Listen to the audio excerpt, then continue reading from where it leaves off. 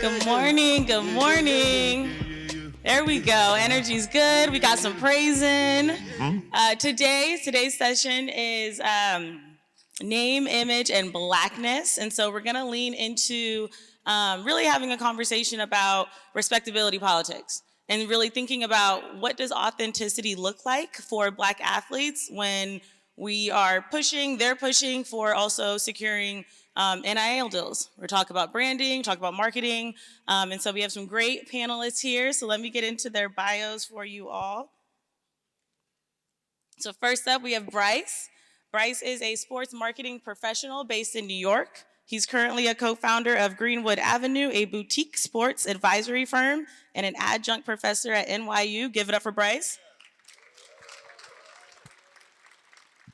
Next up here, we have Mimi, a senior volleyball player from Phoenix, Arizona, attending Albany State University, and she is creating her way in the world of sports business. Give it up for Mimi. And last but not least, we have Joy. Joy here has her doctorate in communication studies from the University of Texas at Austin, and she is the founder of Woods Bennett Talent Management, a PR firm that represents elite Black women athletes. So this really is a conversation. Yeah, get going. Give it up for Joy. So we're touching all angles here, me coming with the academic lens, we got our athlete, and we got those that work in this space. So my first question here is for Bryce. So Bryce, given your background, how can Black athletes authentically be themselves, particularly without feeling the pressures to conform to what they think brands want? Appreciate you. And first off, good morning to everyone. There's a poet, Oscar Wilde, that said, "Be you because everyone else is taken." So in the era of NIL, in the era of sports marketing and media, I think it's very easy to kind of look at the next person's social page and see their following count and see the deals that they have and stuff like that. But in reality, you have your own special sauce. You have your own, your personality and things of that nature. So lean into that. Lean into what you do that no one else can do as much as possible, because that will help you stand out. That will help you stand out to brands. And once you start to continue to think of yourself as a brand versus just the individual athlete, which you are, but if you think of yourself as a brand, you'll manage yourself accordingly. You'll understand that, hey, if I like cooking, then I'm going to show myself in the kitchen. Or if I like working out or doing health and wellness and fitness and stuff and things of those nature, I'm going to showcase that in a unique way. And that will help you stick out because no one else is thinking how you are. So I think that's really a good step to really shape how you kind of approach that space. And for Mimi, I know you're in the content creation space. What does storytelling look like for you as a Black woman volleyball athlete? Hello. Okay. So for me, it looks like first being unapologetic, showing your highs, showing your lows, showing everything in between. Like if you win a game, show the steps that you took to get there. There's a true joy and strength in just being a student athlete, from balancing your academics to leaning on your village to remaining steadfast in your faith. Everything comes together to help tell the story. And you just have to know how to lean on that community, as well as also being authentic. You never know who you're inspiring when you tell the story. You never know, someone may be in high school or in middle school and want to play collegiate athletics, and just watching you tell your story and watching your journey of how you got there can inspire them to say, like, okay, they did this, so I can do it too. Or they went through this adversity and this is how they overcame it, so I know that anything thrown my way, I can handle it, and I can tackle this as well. Now, for you, Joy, many in this room may not know, but Joy is a viral internet sensation every couple of years. She breaks Twitter every couple of years. And so when thinking about, your firm that you're specifically focused on representing Black women athletes, what's the why behind that? The why is a lot of my clients are the athletes that have been overlooked, but they have accomplished so much. And so that's kind of what my why is. I wanted to find Black women who wanted to tell their stories, who larger firms didn't believe they had a story to tell. And I believe that Black women athletes and Black women in general, everything that we do has a why, way different compared to our white counterparts. So I wanted to highlight that and tell those stories. And I'm super excited to be able to do that. And then, follow up to that is thinking, I think a lot of people think it's just go get a brand deal. go secure a deal. And so, for you running a firm, can you enlighten us about the labor, the time, the rejection that comes from particularly trying to pitch your Black women athletes who maybe don't fit the model mode of what we're thinking about from a marketing perspective? Absolutely. I'm a new kid on the block. I'm not, nowhere near as accomplished as Bryce over here. And so a lot of it is pitching me, not just my clients, but pitching myself for brands to trust me. And I cold pitch. You know, it's all about relationships in sports. So I am sending emails, I am DMing, I am doing the stuff that isn't sexy. A lot of people think working in sports is sexy. You might see us at an event, you might see Bryce somewhere, you might see me somewhere, and I'm like, you know how many emails it took for me to get here? Do you know how many phone calls it took for me to get here? So even though like I'm not an athlete, I'm grinding just as hard because I believe in the people I represent. Going back to you, Bryce, can you tell us the behind the scenes of like who actually gets picked? There's so many people pitching right now. There are so many, different opportunities. What's the behind the scenes that you think administrators in here need to know, and also athletes in here need to know? Yeah, for sure. So even for context, I spent 4 years at Body Armor Sport Drink, in their sports partnerships marketing division. So I had a firsthand view of how partnerships came to life from a consumer packaged good brand, and how we selected certain athletes and talent that we wanted to align ourselves with. So essentially, a brand, whatever category they're in, at the end of the day, they have to sell something. They have a bottom line, whether it's sports drinks or it's apparel, it's something. So they have to figure out, okay, cool. What are the different areas or metrics that we need to be successful? For Body Armor specifically, we knew that, okay, it's a national sports drink. For each region that we want to be sold in from a retailer perspective, who is relevant, who's popping, who's lit in that area. So, for example, when we work with Trey Young, we knew that Atlanta was a big market for us. Being in the Coca-Cola system, we understood that Trey Young was really hot at the time. He, had Atlanta Hawks, really on the up and up. I'm a Knicks fan. That didn't really work out too well for him, but it took some steps there. But he ultimately was good for the business because regionally he had a significant impact. So when you think about aligning yourselves or positioning yourself to be, approached by brands, again, think of yourself as a brand. What does the brand want to see? What do they look for? And sometimes there are times where the brands don't know what they're looking for, but if you are unique enough, they will approach you because we have something in you that they have never seen before. So I think just thinking as a brand, understanding, what their goals are from a sales perspective, who their target demographics are regionally, where are they looking to make a significant impact. If you kind of check some of those boxes, that will really help you go a long way in terms of positioning yourself. But ultimately, brands realize that they can align themselves with the talent, wherever they are, because they help them drive business overall. So this is for Bryce and Joy, and so I want us to think about authenticity here in Blackness and the performance of Blackness. And so, is there a way that they are expected to perform online? And I just want you guys to be honest about that, because I think, and I don't want to age my own self, but sometimes I'll be like, "You posted that song with that lyric, with that TikTok trend, like." But what is it, particularly maybe for Gen Z and their posting styles, that you would say brands like that they're being authentic about? So I think that I think there's a couple ways to look at it. I think from a certain perspective, brands are looking for, okay, are you copying something that someone else is doing, or is this unique? Is this different? We were talking about it before, but there's a level of people that don't want to post as much, but they might have a certain level of following. And I guess that's the mystique of it. Oh, I have 5 posts, but I have 10, 15, 20,000 followers. Well, a brand might look at that and say, well, I don't know anything about you, but you have 20,000 followers. So that's not really going to help us, because what is your engagement like? What do you talk about? If you only have 5 posts, I can't really understand or get a gauge on, what exactly it is that you like to talk about, showcase. Do you give back to the community? Do you have friends, teammates, all those different things? So I think it's a combination of actually authentically showcasing what you like to do in a unique way, but also not being looking at, okay, Joy did this with this type of style. I'm going to do this, in 2 weeks, and hopefully nobody pays attention to it. When in reality, it's like, wait, Joy just posted that same thing in a different way and you stole their content. Like, that's not unique. That's not authentic. That's not really going to help you jump in front of someone else to get a brand deal or affiliate program or any type of model like that. Yeah, absolutely. Yeah, we were talking about you have to post. Content isn't everything, but unfortunately, content is king. Yes, there's a certain mystique, but everyone in this room, y'all are all talented, but everyone isn't at the level of people are invested in that mystique, right? But you can. I'm also aging myself, but I also am like, you did what now with that lyric?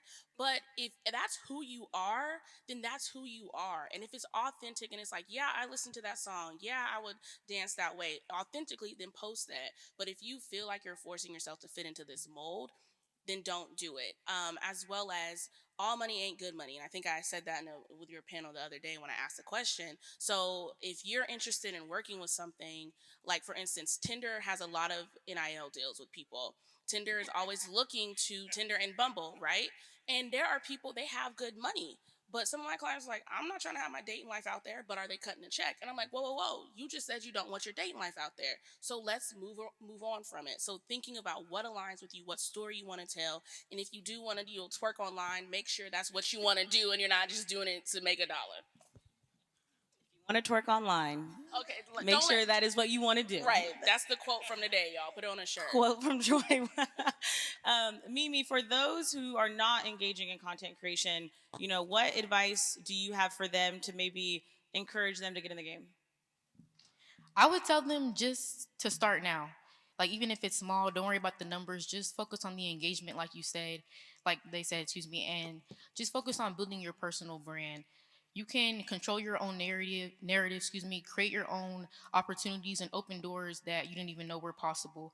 And like pieces of it include showing your personality. Don't just, post your highlights, post what you do throughout the day, maybe post you in the locker room with your teammates, things of that nature. And one of the biggest keys is just being consistent. Like, don't post something and then like don't post anything for 2 weeks. You have to be consistent, engage with your followers, and just really tell the story and be intentional with everything that you're doing. So when you're telling the story, that it has purpose behind it. Bryce, you touched on it a little bit, but can you lean into more the difference between how men athletes engage in their Instagram, TikToks compared to women athletes? I think one thing that you highlighted for me was that for men athletes, sometimes it's like it's cool not to post, and how that's maybe not helping them at all. Yeah, again, you have to think of yourself as a brand. Like you work this hard to, get a scholarship or go to a prestigious college or university. You want to leverage that situation because think the colleges and universities, they're leveraging you just as much as you aspire to leverage them. So why not try to make a business out of it? Why not try to set yourself up for the future with it? So in terms of the differences, and not speaking for women athletes, but I think they have a lot more fun with social media than than the men typically do. Again, we see a lot of men with 5 to 10 posts, and if there's a strategy there, cool. But like also, don't say that you want brand deals or you want to build a strategy or a business around your platform and you don't showcase what you like to do. So I think women in various categories definitely showcase and highlight what they like to do, what their personalities are like, and that ultimately leads to the attention and the awareness from the brands. You look at the rise of beauty grooming brands that are popping up across the WNBA, across women's sports as a whole.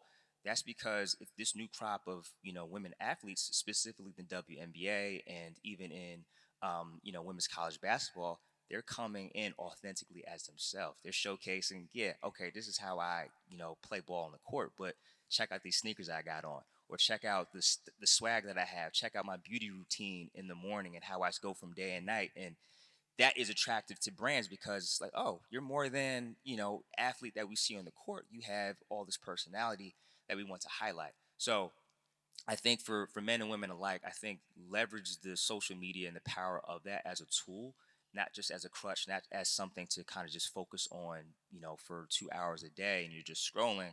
Look at the brands that are posting on there. Look at the brands that are, leveraging athletes and collaborating with them because one, they might have the budget to do something with you, but also they're clearly taking an interest in a certain sport, where you could potentially be a part of that as a partnership as well. Now, Joy, I'm going to ask you a messy question. Love it. You know I love mess. Okay. So there's an assumption out there, an ethos rather, that like black brands want black athletes. Can you unpack that for me? We would love to believe that. And there are like Black Girl Sunscreen. Clearly, they are working with Black people. That's the whole thing. And they also just launched a male side, which is pretty interesting. But I'm not sponsored, I promise.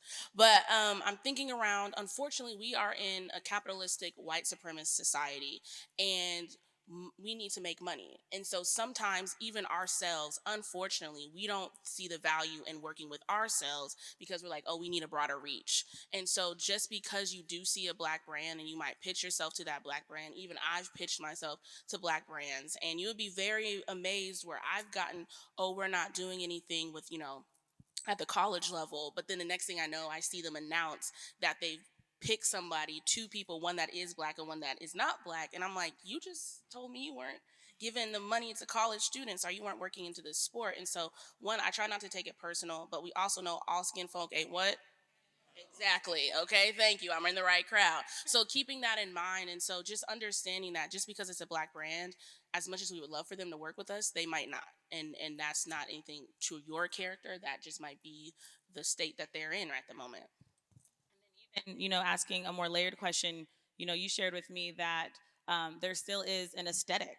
And so what does that mean for you representing black women athletes? And you're like, they are killing it, they're Olympians, they win championships, but they don't quote unquote meet this aesthetic. So what is the aesthetic? So I'm definitely gonna plug some of my clients. I represent Annette Ichikawoke. She just became the first American woman to win Olympic medal in the hammer throw. And I represent Lagi Tasaga Collins. She's the first American woman to have a world title in discus. No one cares. Like in the sense of like, thank you. They're amazing, but they play these sports that are deemed masculine. They play these sports that you're out here and you're throwing stuff. I'm like, I can't throw nothing. But they're out here, they're powerful people, and they don't fit this quote unquote aesthetic, the European style, unfortunately, right?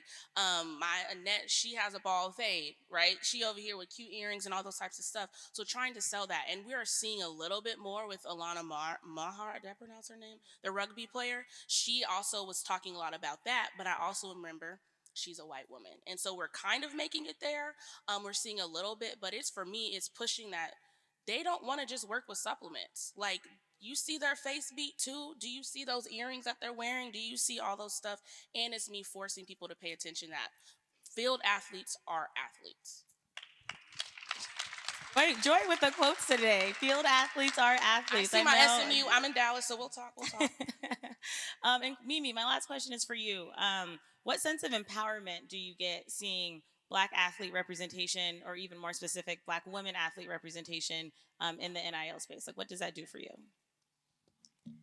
It really shows how valuable we are. It creates visibility for those that are coming behind you, and just allows you to embrace the aspect of everything that you are. So, like, you think, like, you see me as a black woman, but you don't know that I want to have my own business in sports, and that I'm also an athlete. I'm also active in my community. Like, you have all these different layers to yourself beyond what you can do on the court, and you're just allowed to showcase that.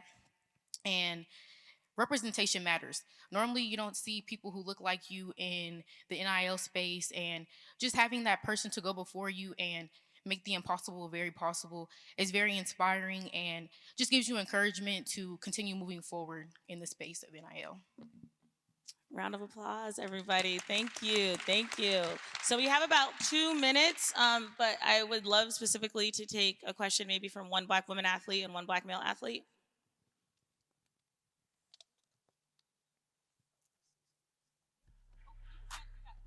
Oh, I'm sorry, I can't see.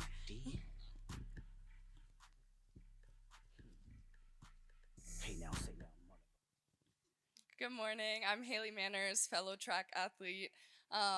You touched on a little bit about cold pitching and what a brand actually wants to hear from an athlete. I feel like I've had experience pitching before, but not a ton of like return. What do you want to see specifically from the brand side when we're reaching out in cold pitching? Sorry. Um, so authenticity, we talked about that, but essentially, what do you do better than anyone else in the track and field world or in the sports world overall? So, depending on what school you go to, what region, what makes you authentically you? If I saw your email, I saw your media kit, I saw all this information, I'm like, what would make me be like to my partner, like, yo, we need to follow up on this, or hey, look at this really quick because I think this is pretty dope, or this is different, or something that will make people really pause and like look intently at what you shared, because you have to think brands are seeing a lot of this every day. Athletes or managers are pitching a bunch of different things. What would make you stand out and different? What did you say your name was, Haley? I think I follow. Where are you at? I do follow you. So did you transfer from somewhere else, right? Okay, I follow you. Say, hey girl, you out here doing the thing. No, but I will say, so look, you doing the job. But I will say, follow up on that. What people don't realize is you need to circle back. One of my professors used to say, be a gnat. Like you shoo them away, but you're not, annoyed with them enough to kill them, right?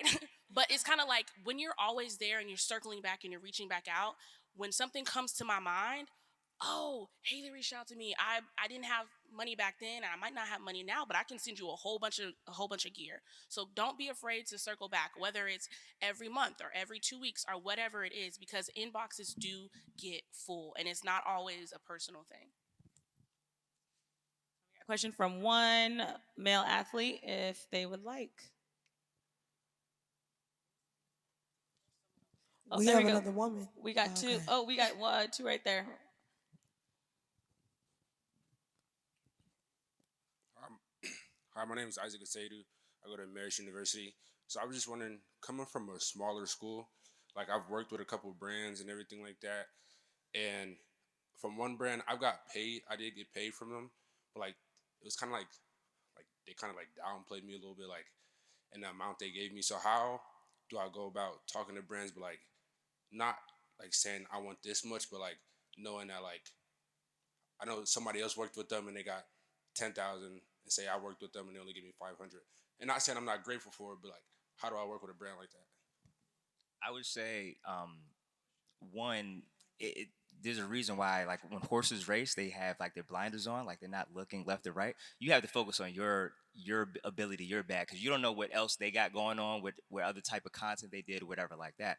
So if you're just starting out, focus on getting those reps in. And maybe it's free product, or maybe it's $200, $500, whatever like that. You have to start somewhere, but the goal is to get those reps in, build a relationship, knock out the park, whatever it is that you have to do, so that way when the next brand comes along, or when that said brand wants to do more work with you, you could say, hey, this did this many numbers, this had this much engagement, now the number can go up based on what you did initially. So keep working at what you're doing. You can't expect to kind of start at the highest mountain. You have to kind of continuously work at it as well. Well, Bryce, Mimi, Joy, thank you so much. I wanna know your name, man. I wanna know if you got a man.